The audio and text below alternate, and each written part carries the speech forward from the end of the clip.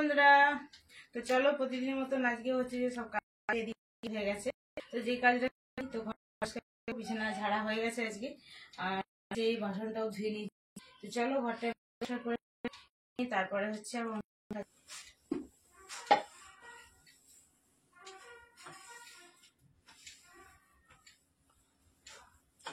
তো বন্ধুরা এত গরম পড়েছে। তো কালকে হচ্ছে সন্ধ্যেবেলার দিকে মোটামুটি সন্ধ্যে ঠিক না রাতের দিকে মেঘও পড়েছিল প্রচুর।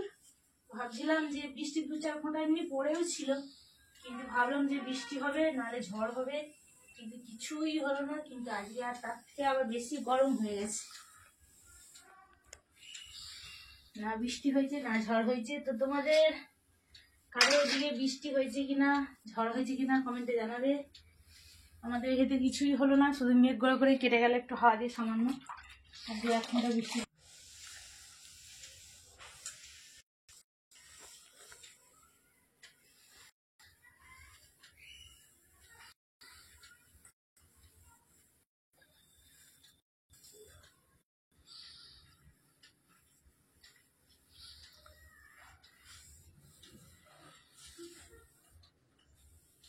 চলো দেখো মোছা আমার হাফ তো হয়েই গেল, আর খানটা করলেই পরিষ্কার হয়ে যাবে। আর এইটা আমার তো বাসন ধোয়া হয়ে গেছে, আর এই যে দেখো সব কাপড় জামা মিলে দিয়েছি। তো চলো এখন হচ্ছে টিফিন করব, তারপরে যাব রান্নার দিকে। তো বন্ধুরা এদিকে কাজ সব হয়ে গেছে, আর এই যে দেখো টিফিনের জন্য আজকে একটু সয়াবিনের তরকারি করেছি। এই যে সয়াবিনের তরকারি, দেখো সয়াবিনের তরকারি করেছি, আর হচ্ছে যে এই যে দেখো মুড়ি দিয়েছি। তো চলো আগে টিফিনটা করে নিই। আর এই যে দেখো উনুনের সামনে হাঁড়ি করে জল আর চাল ভালো করে ধুয়ে রেখে দিয়েছি, টিফিনটা খেয়ে হচ্ছে উনুনটা ধরাবো।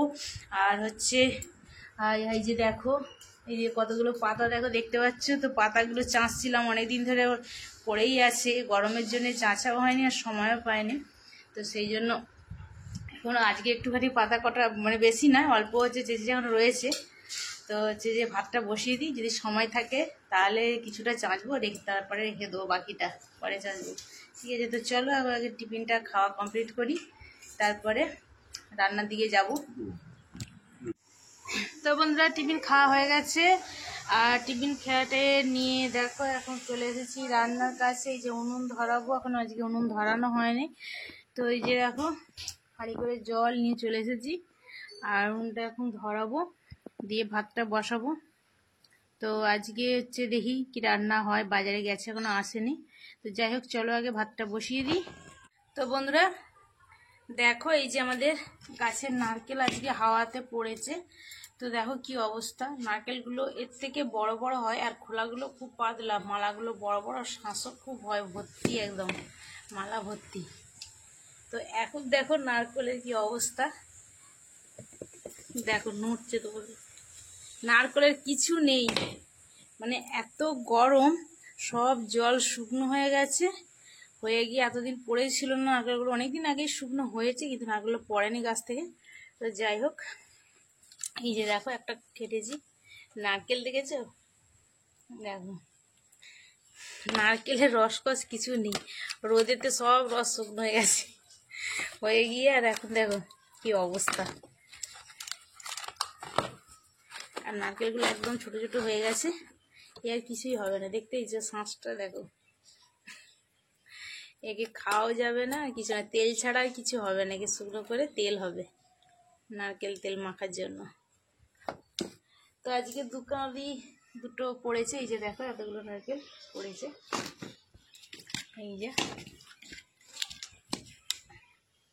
এইগুলো এখন হচ্ছে যে শুধু জ্বালন হবে, আর হচ্ছে এই নারকেলগুলোকে খালি তেল করার জন্য চেলা করে শুকনো করবো, এছাড়া আর কিছু হবে না। তো চলো এই যে দেখো ভাতটা বসিয়ে দিয়েছি উনুন ধরিয়ে, আর এগুলো একটু ফালি করে ফেলি, নারকেলগুলো বার করে নেবো, নিয়ে খোলাগুলো জ্বলে যাবে।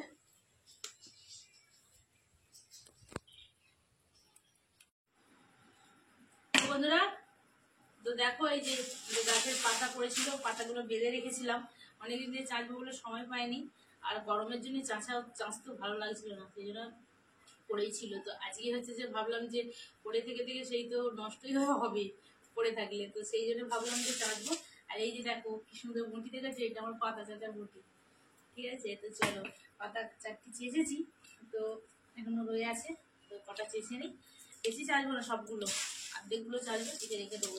রান্না বান্নার দিকে তো যেতে হবে।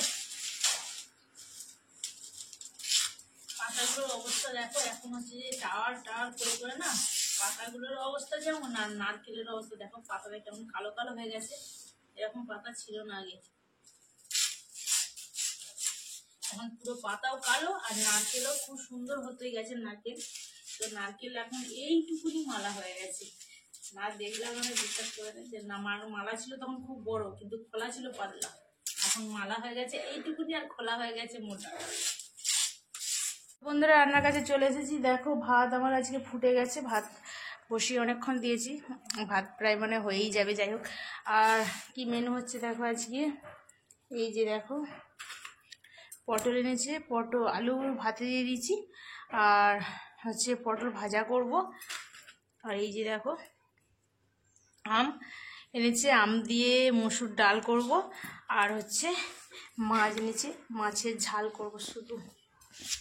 তো দেখো এই যে মাছ, এখন এই যে সবে মাছ বাজার থেকে নিয়ে এসেছে, তো ভাতটা হয়ে যাক, হয়ে গেলে ডাল বসিয়ে দিয়ে তারপরে মাছটা ভাজতে যাব। তো বন্ধুরা দেখো ভাত হয়ে গেছে, ডাল বসিয়েছি, ওই যে ডালটা বসিয়েছি, এবার হচ্ছে চলো মাছটা নিয়ে চলে এসেছি বাজবো। তো দেখো এই যে মাছ,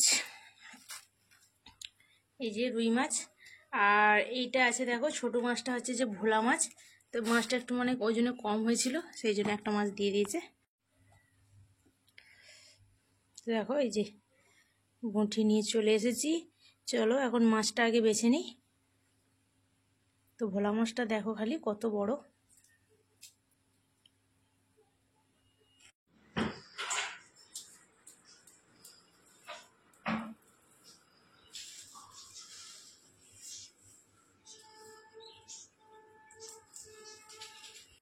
তো বন্ধুরা দেখো রান্না আমার কমপ্লিট হয়ে গেছে, এই যে দেখো ভাত, এই দেখো আম দিয়ে মসুর ডাল, আর এই যে মাছের ঝাল, আর এইখানে দেখো শুকনো লঙ্কা ভাজা আর পেঁয়াজ ভাজা, আলু সেদ্ধ মাখানোর জন্য, আর এইখানে দেখো একটুখানি আলু চাকা চাকা করে ভেজেছি আর পটল ভাজা। তো চলো রান্না কমপ্লিট হয়ে গেছে, এখন খাওয়া দাওয়া করবো।